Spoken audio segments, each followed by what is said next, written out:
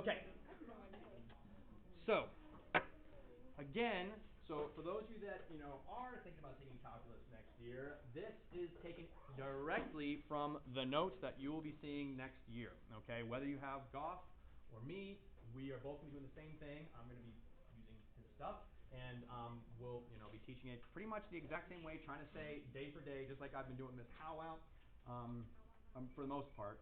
And because for it's bigger, it's more important for Mr. Goff and I to stay on the same track because we're going to be switching some students, and so if he's ahead of me or if I'm ahead of him, it's going to be weird for those students that have to switch halfway through.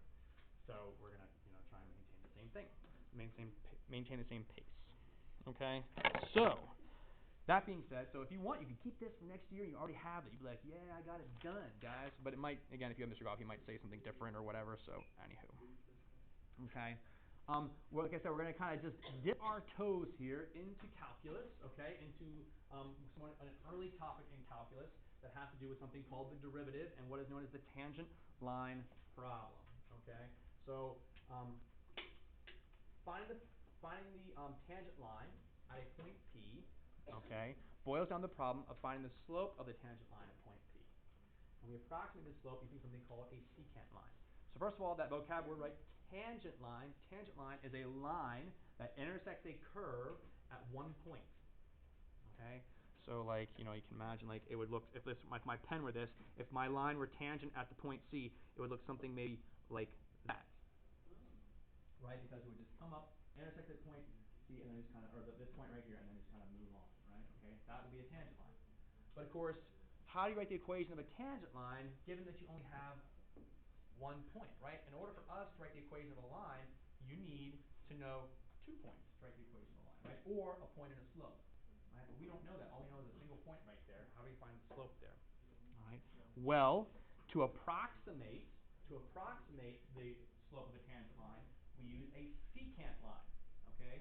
A secant line is a line that goes through 2 points on our curve. I'm just going to use this pencil here as a straight edge and draw this here. So if I were to like draw here and kind of connect these dots, okay, that is the secant line right there, or a secant line.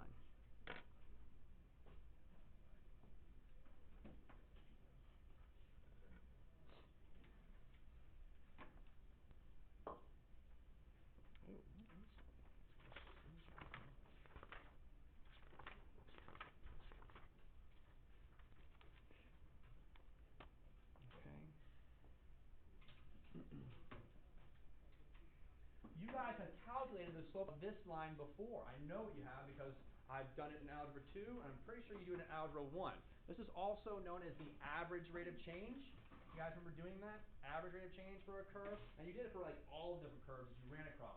How did you find the average rate of change? You picked one point of the curve, you picked another point of the curve, and you found the slope between those 2 points. And that's the average rate of change over those 2 points. Okay, so the secant line, the slope of the secant line is also known as the average rate of change.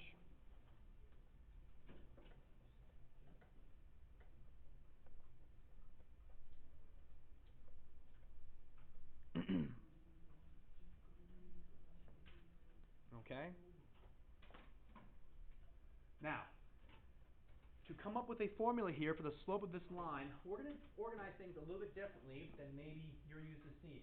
Okay? So we already have one point right here, C, and then f of c, right? This black curve right here, this is the function f of x here. Okay? But this point right here, we know has the coordinates c, comma, f of c, just generically speaking. Okay? And then for this other point right here, this coordinate, what we're going to do is instead of just coming up with like another variable here, we could say like that's d, and then this would be like f of d here. We're not going to do that. Instead, we're going to try and keep it in terms of c. We're going to go out some distance, some small distance here, and we'll call that small distance a Greek letter delta x. A small change in x, right? Just a small difference in x out to here.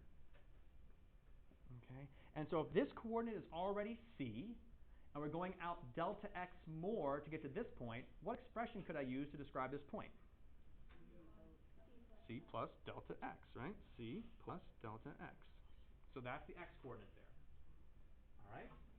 So if that's the x-coordinate at this point, that's the x-coordinate, what would be the expression for the y-coordinate here of that point? So again, my x-coordinate here is c plus delta x. What would be my corresponding y-coordinate here?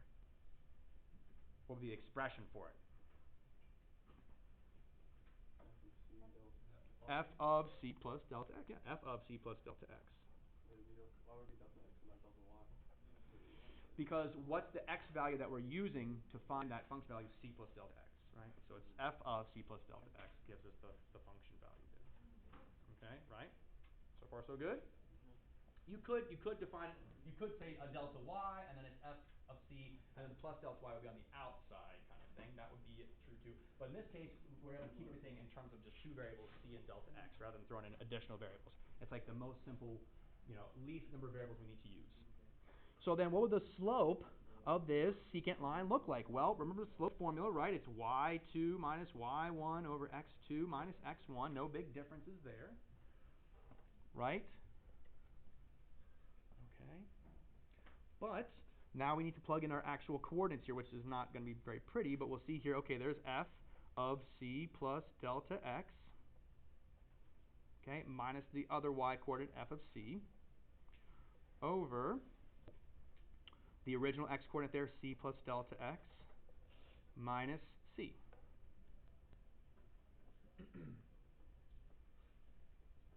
Okay, so there's our slope formula. y2, f of c plus delta x, minus the y1, f of c, over c plus delta x minus c. So this gives us a generic formula for the slope of that tangent line. The slope of that particular tangent line defined in this way. All right, now this simplifies just a little bit. What can we cancel out?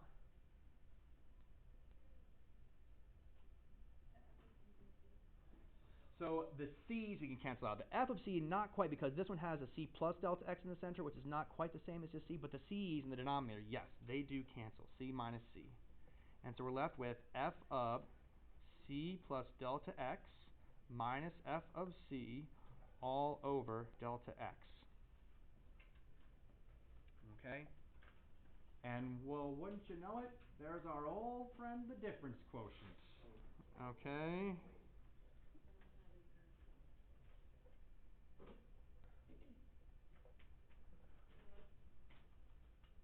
So he's also known as the difference quotient.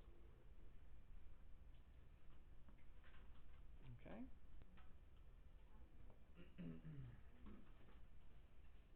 So little did you know, that when you were finding the difference quotient, okay, when you found the difference quotient of different functions, you were actually kind of finding a formula for the slope of the secant line.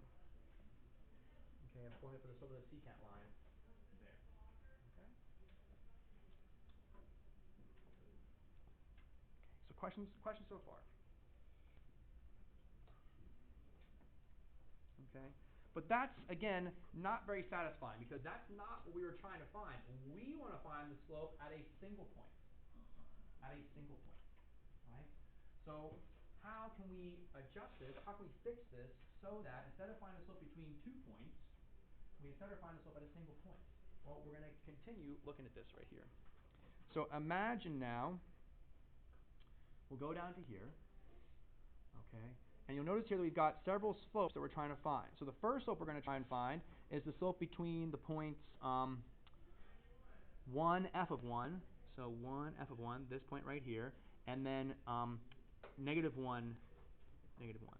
So we're going to find this slope first. Okay, so which we can clearly see what that's going to be just by a kind of visual inspection there, but okay.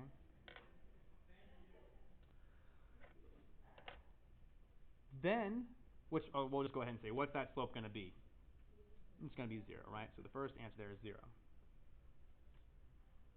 Okay. But then we're going to maintain that same point, 1, f of 1, so we're still going to keep this same point here, but we're going to move a point closer. Now we're going to look at 0, 0, or sorry, 0, f of 0. So now we're going to look here.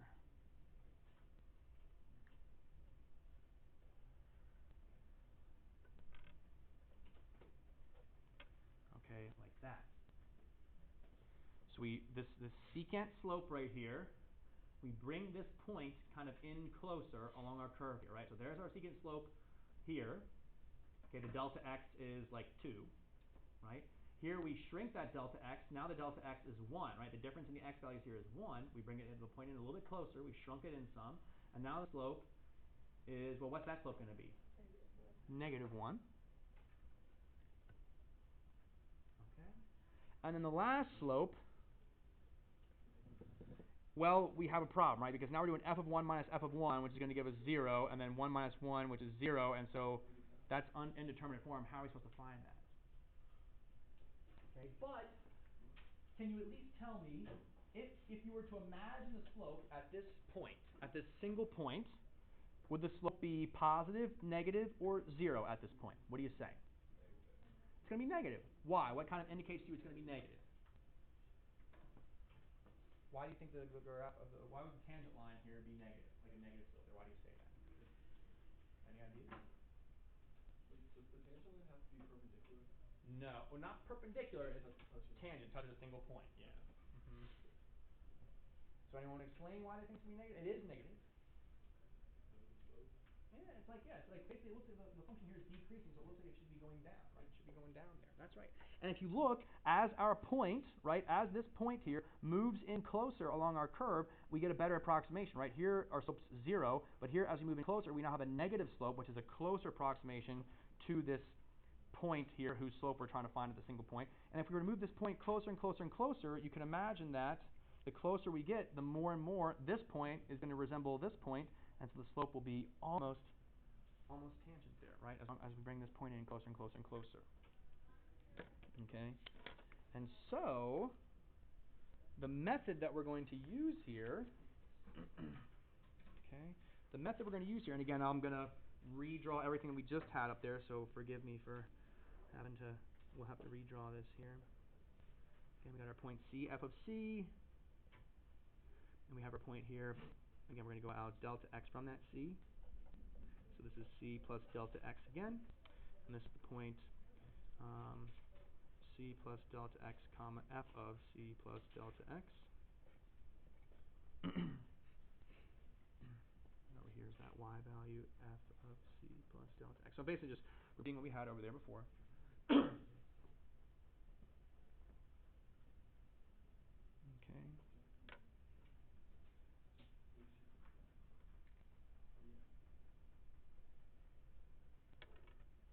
Okay, and there's that secant line. This is f. Okay.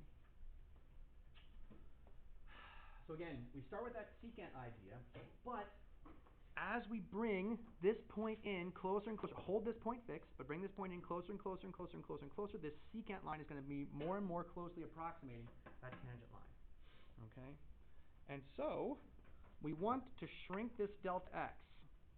Okay? We want to shrink that delta x down. In fact, we want to take the limit as delta x approaches 0. Okay? Shrinking that delta x down means we want that delta x to approach 0. We want there to be almost no distance between c and the c plus delta x, so that way we can get that tangent slope. And we want to take that limit of the slope formula.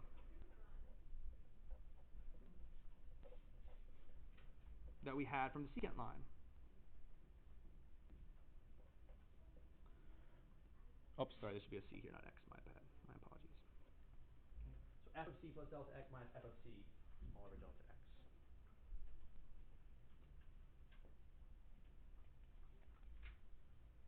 Okay. So as delta x approaches 0,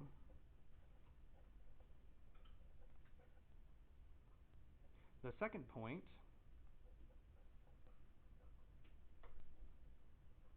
which is, c plus delta x comma f of c plus delta x, okay, gets closer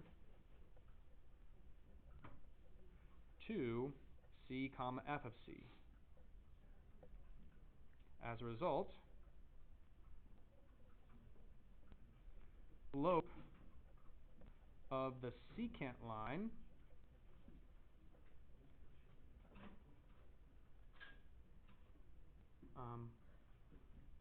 gets closer and closer to the slope of the tangent line.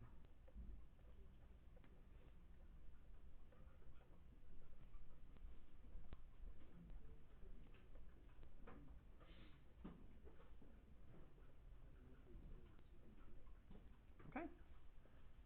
Sorry, I went off the screen there. There we go. Okay?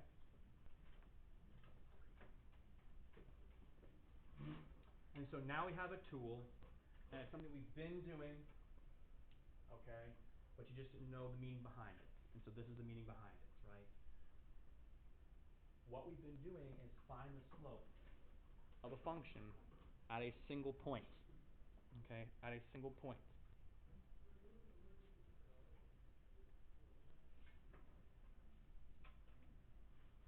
Okay?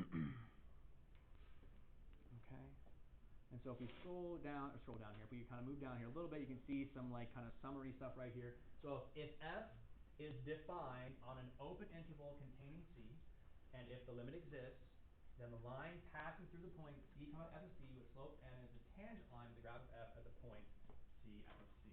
Okay, so that's an n with there equals the slope. Okay? The slope of the tangent line is also called the slope of the graph of f at x equals c. It also has another idea. Remember here that when we found the slope between 2 points, we called that the average rate of change. When you find the slope for a single point, at a single point, that's also known as the instantaneous rate of change.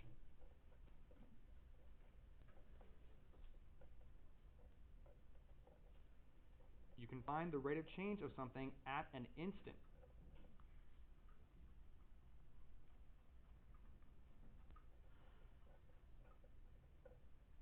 By using that derivative.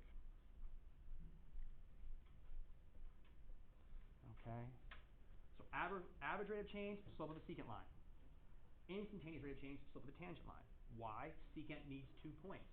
Tangent has 1 point. Slope at an instant, tangent, slope of the secant, 2 points, so it's average rate of change there. Okay? So, that's all I got for you on this page. I want to do then just a couple examples of this. Okay, just a couple examples of this to show you what I'm talking about. Okay? So, let's find the slope of the graph of f of x equal to 3x minus 1 at the point 2, 5. Okay, now this is not going to be very special. This is not going to be very special. This is not going to be very exciting. Of course, you might debate about any of this being exciting here, but this is not going to be very interesting. Because what will the slope of this graph be at the point 2, 5?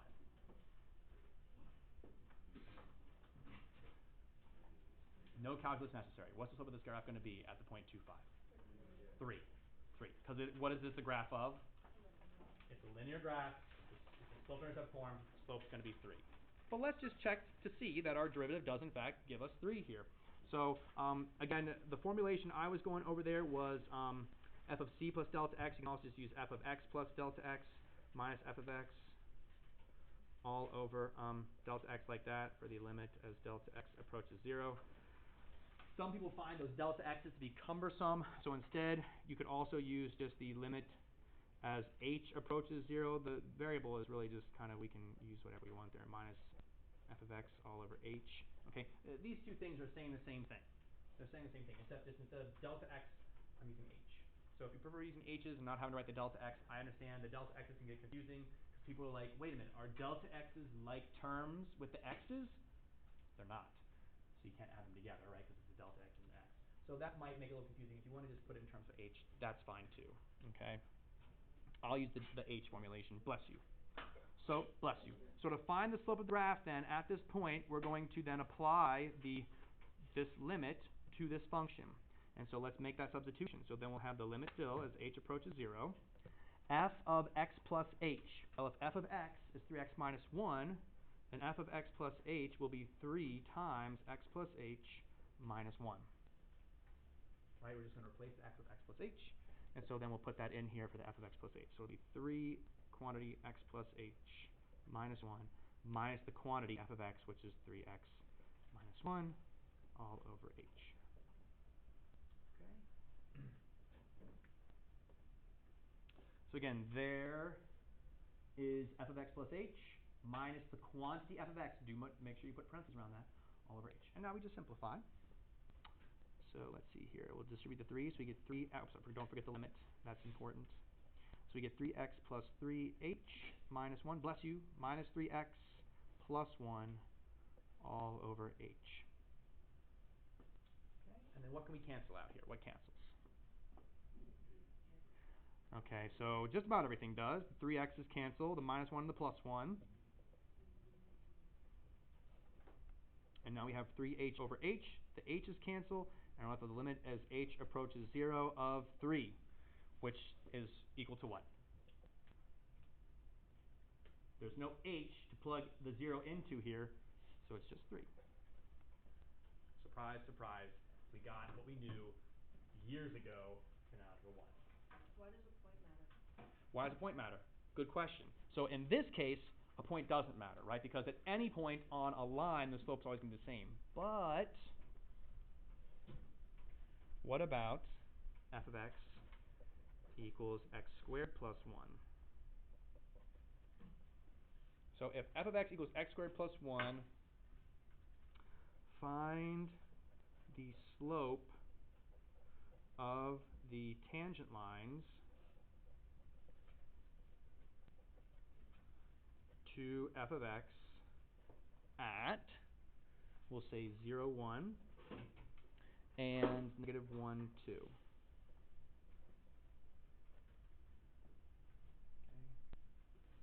So now, Alyssa, we're going to have a curve that's changing its slope depending on where you are on the curve. That's where the points really come into play. Okay? That's where the points really come into play. Well, like, it doesn't go in the equation anymore. Say what now? Like, it doesn't go in the equation at anywhere inside. What do you mean it doesn't go in the equation? Oh, like here you're saying for this one? Yeah, like, that's the slope and you didn't use anything from the equation. Right, and that's You didn't because use that that's in this one? the reason for that is because since the slope is always 3, the slope does not depend on where the point is located. The slope is always 3. Here, for this one, you'll see what's going to happen. We're going to end up with an x in the slope, which means then, depending on where the x value is, the slope will change. X value. So let's do that here real quick. So again, the limit as h approaches 0 of f of x plus h minus f of x all over h. And if you'll permit me here, I'll just do the substitution just for time's sake. So we'll have x plus h squared plus 1, there's my f of x plus h, minus f of x, which is x squared plus 1, all over h. Okay. So similar to the one we had in the warm-up, not the exact same thing, right? It was just x squared in the warm-up. We have x squared plus 1 here, so slight difference. We'll still have to FOIL this out. So the limit as h approaches 0, and it'll be x squared plus 2xh plus h squared plus the 1 minus the x squared minus the 1 all over h. You get an idea here about some of the complexity of just the algebra and like being careful with distributing minuses and not, missing stuff. This is, and again, you won't be doing this for all of calculus. You'll learn shortcuts and stuff. But there will be other kind of complicated algebraic manipulations that you'll want to be able to do too. So this gives you a little taste of that. Okay. All right, what can we simplify here? What can cancel? The x squareds, the 1s. And so we're left with the limit as h approaches 0 of 2xh plus h squared all over h. We can factor an h out of the numerator. So it's h times 2x plus h all over h. The h's will cancel.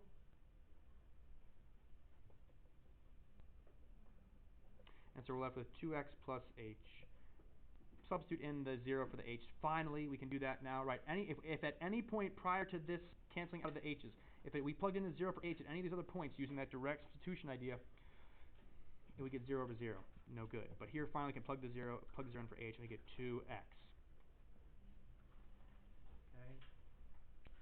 This thing that we got, this thing that we finally solved for, this is the derivative. This is a generic, you can think of this as like a generic formula for the slope, slope of f of x at any point x. Okay? So that 2x there is like a generic formula for the slope of f of x at any point x. The instantaneous slope, the tangent slope. So going back to our original question, what will the slope of f of x be at 0, 1? Well, the x-coordinate for this point is 0, so you plug 0 in here. 2 times 0, the slope will be 0. So the slope of f at 0, 1 is 0. Okay, 2 times 0, or 0. The slope of f at the point -1, 2, what's that slope going to be?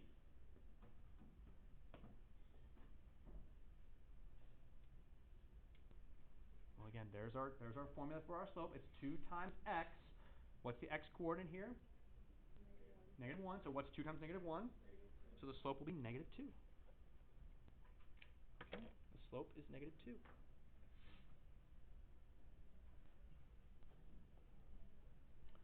So these are the slopes of the tangent line. Now, let me just show real quick here. Get into the right mode. X squared plus 1. Okay, so it's 6. All right. So let's just try and check ourselves here. Let's take a look at this vision to see what's going on. Okay? So here's the graph of the original function, not the derivative, not the slope, right? This is the actual function whose slopes we're trying to find. Well, here's the point 0, 1. Does it look like the slope at that point should be 0? Well, it's bottomed out, right? So it looks like at that very instant we should probably have a 0 slope, right? And then let's identify the point -1, 2.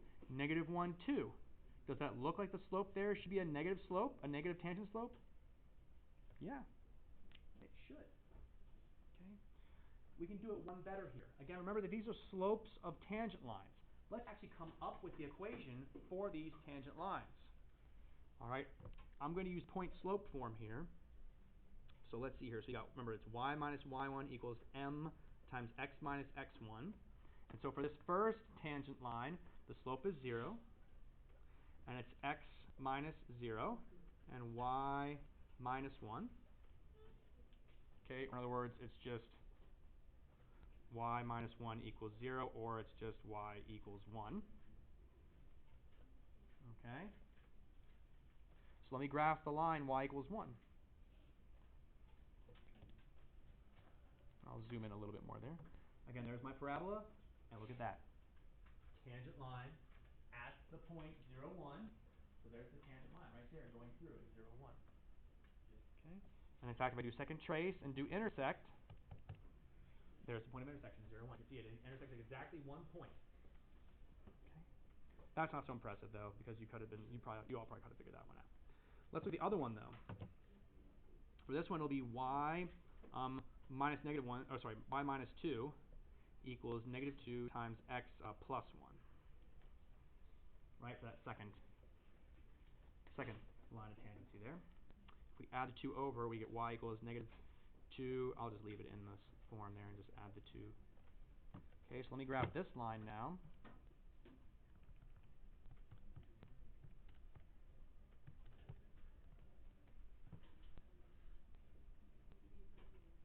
I can't see this very well. You see that? The tangent line just barely intersects that parabola. And in fact, if I do second trace and intersect, okay, there's my first curve, second curve, and then I'll go in towards that point of intersection, hit enter. And sure enough, there's our point of intersection with the small rounding error for the calculator at -1, +2. Okay, so that's the equation for the tangent line. So if it's like that, we should assume that it's -1. That you can, yeah, that you went around. Exactly. Yeah. Especially because that's what we know what it should be. So yes. Yes. Okay. So yes, the calculator is a good tool, but it is just a tool. We have to be able to interpret it sometimes too. Alrighty. So believe it or not, there are some questions like this in our book. So for your assignment, there you're gonna have page 878, numbers 9 through 15, the odds.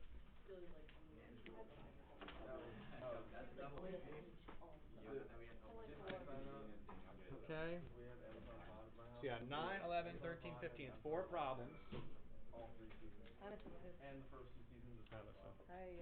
I'm well. How are you doing? Good. Yes. Thank you. No question.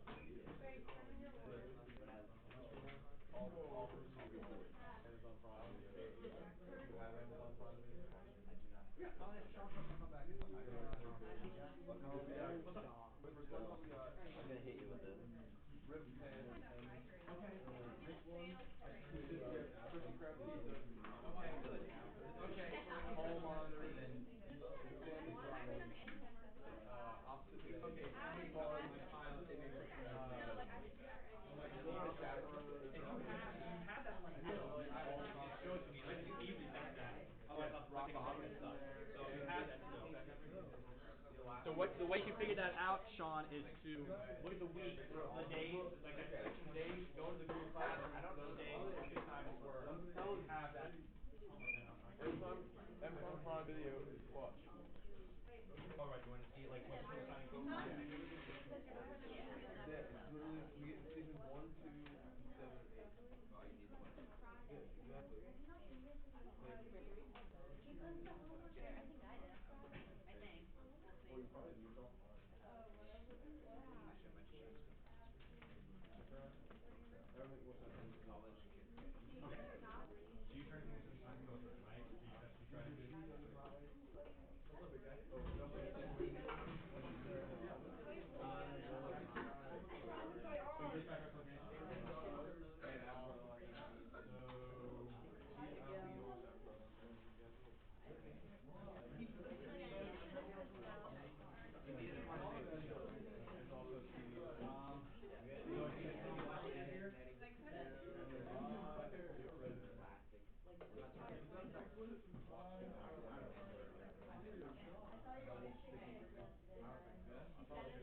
Okay, well, so what? So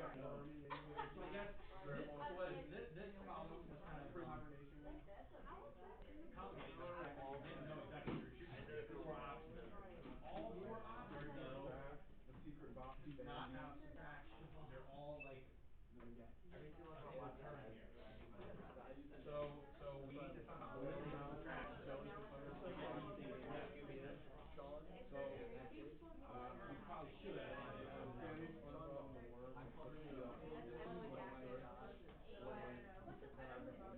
And so then which we can